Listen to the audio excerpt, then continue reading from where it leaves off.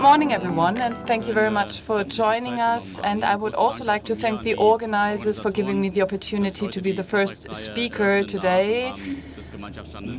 My name is Benedikt Ruf, and I'm the founder and managing partner of Gindumac. At Gindumac, we are offering an all-round service package for the purchase and selling of used machines. We do that globally, and we offer a full service from machine valuation, machine documentation, global marketing, and also logistics services and payment handling. And we have 3 different applications. First, metal cutting, forming, injection molding. Those are our special applications. And we have our own online platform for our processes. And in global transaction management, we are betting on platform technology. And under www.gindumac.com, you can find the platform. You can use it for the purchase of used machines, but also for the selling of used machines. And this is very efficient. We are betting on data intelligence in order to quickly and scalably implement the sale of used machines so that we can offer the best market prices and efficient processes in the handling of used machines. I will be talking about predictive value management and the selling of machine tools with foresight. What do I mean by that? It's quite simple.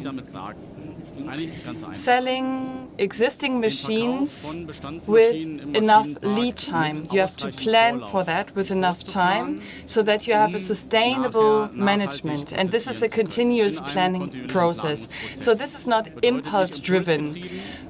So you are not just selling the machine within 1 week. You have to have a clear planning process in order to sell the used machine.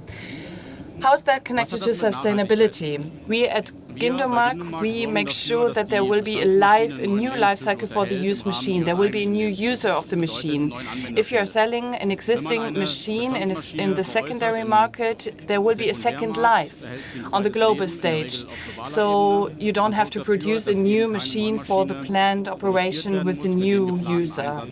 It's quite logical. If you think it through, it will have a positive impact on the CO2 footprint. So we have fewer new machines, longer life cycles. So maybe you can use one machine for 3 or 6 times, depending on the application. So thus you promote the circular economy, and at the same time you also improve the industrial ecological footprint. And of course you can consider the ecological footprint for the single machine, but this is especially the sustainability component which makes a global or has a global impact. What happens in practical life?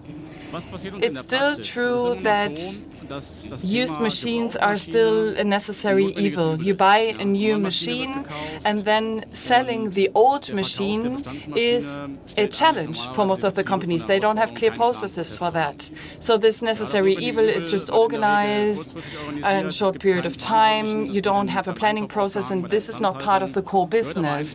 So that means that we need to do some catching up, and we have to think about this at an earlier point in time. And this leads to a situation that people are actually calling us every week, telling us, we have a new machine next week. However, there are delivery times of 6 months, so you can actually get prepared at an early point in time. And this is not happening. So the customers approach us and they tell us, there will be a new machine next week. Can you just take the old one? And I want to have a good price for the old one. And we also need the space for the new machine. And this is a challenge because you cannot just move the old machine from one day to the other, and you also have to find good commercial opportunities so that this buyers also find it attractive. So this has a negative, or it has an impact on the planning and the value. So that is why we need to change our mindset, not just in terms of the circular economy, but also in the sense of a sustainable machine park management when selling the old machines. So we need to have foresight. We need to have a good planning process. But we also need efficient processes. At Gindumac, we are offering the carefree package, and I will also give you an example of what it might look like. And of course, in the end, you also need to make profit. from the proceeds. So if you don't have enough lead time, you also need to reduce the price, and this is not in the interest of the company. And of course, the overall objective is to have sustainability management. And this is what we understand when we say predictive value management. We want to have an early planning process in order to achieve the target of sustainability. When are we actually selling old machines? In Germany, it's 70% a replacement investment. You have a new machine, and then the old machine has to go out of the factory. It's a clear process, and it's all about delivery times. But there is also another case, case B. You no longer use the old machine. And it often happens too late. You should always consider your capacities. Maybe you can already give away the old machine. You can already create more space and get the proceeds because you no longer use the old machine. And the last scenario is case C. It's the closure of companies or factories. It's not a very positive development, but you also need to manage that situation.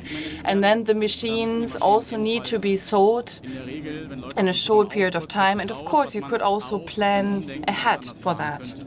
So I would like to give you a checklist for manufacturing companies, what you need to consider when you want to sell your old machines. So first you have to take stock. Capacity planning. So you need to consider the right time of selling the old machine.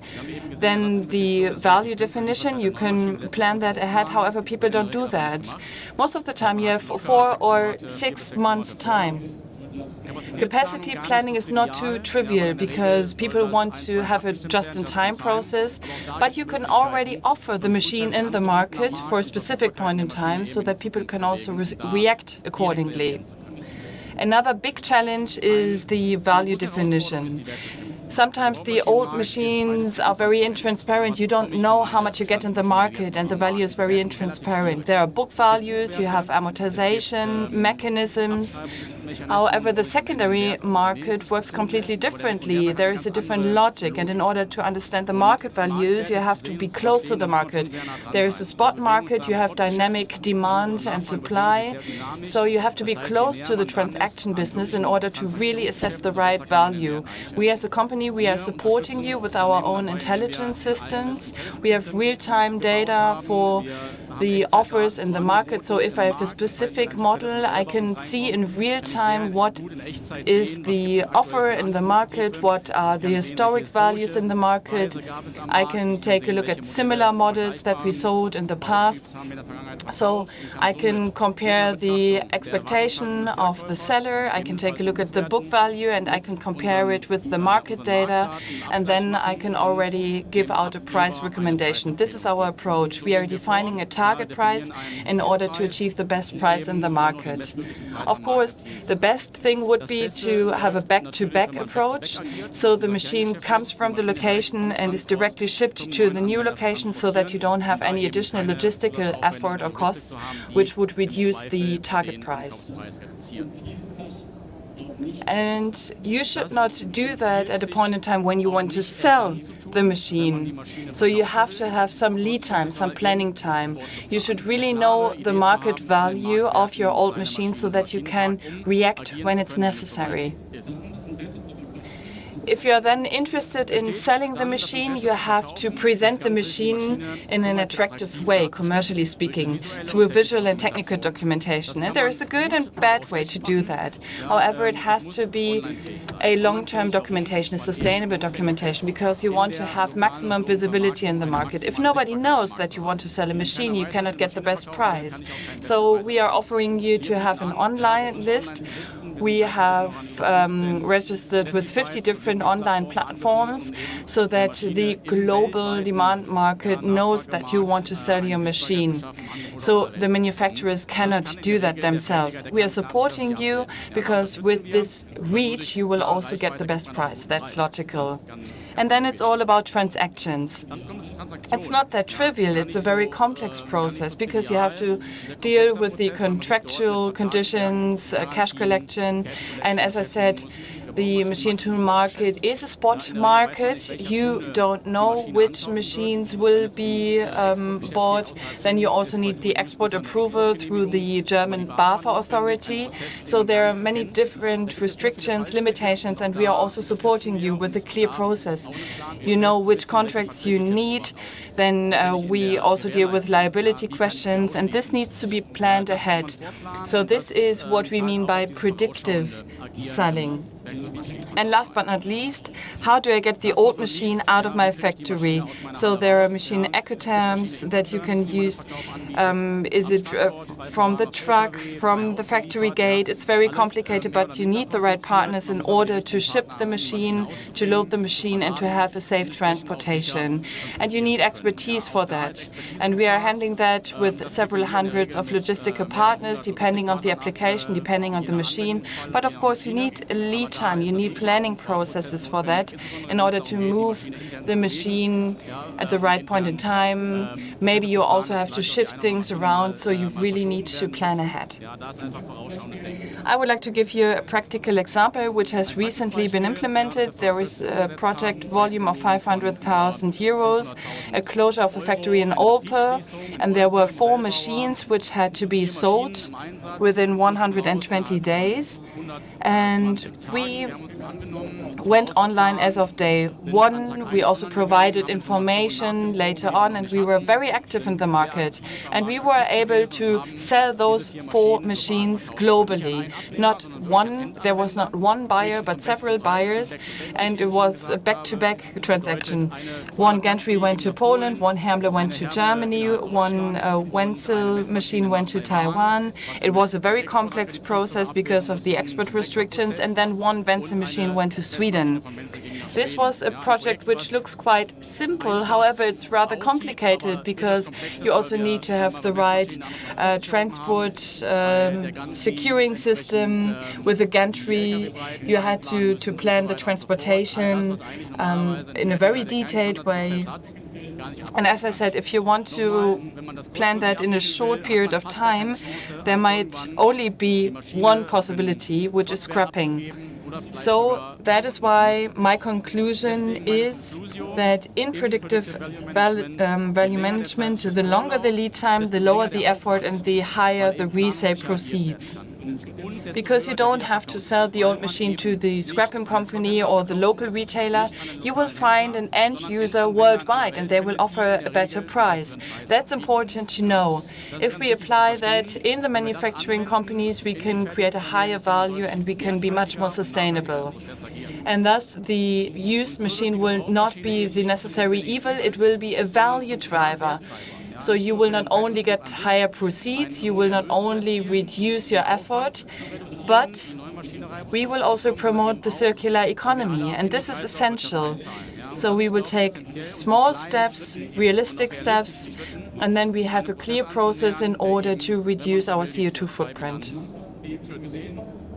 As a summary, we saw the slide before. You need to have a very good planning process, an efficient process, sell with profits, and sustainable management. We at Gindumac, we support you in the selling process of your old machine. We will simplify your processes, and based on the current process, we will continuously manage your selling process of the old machine in a sustainable way. That was it. Thank you very much for your attention. Daniel Kaiser and me, we are available for you at our booth, and we look forward to talking to you.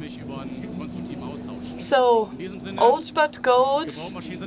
The old machines are en vogue. We also have a coffee cup, old but gold. Please come to our booth, and you will also get this coffee cup from us. Thank you very much.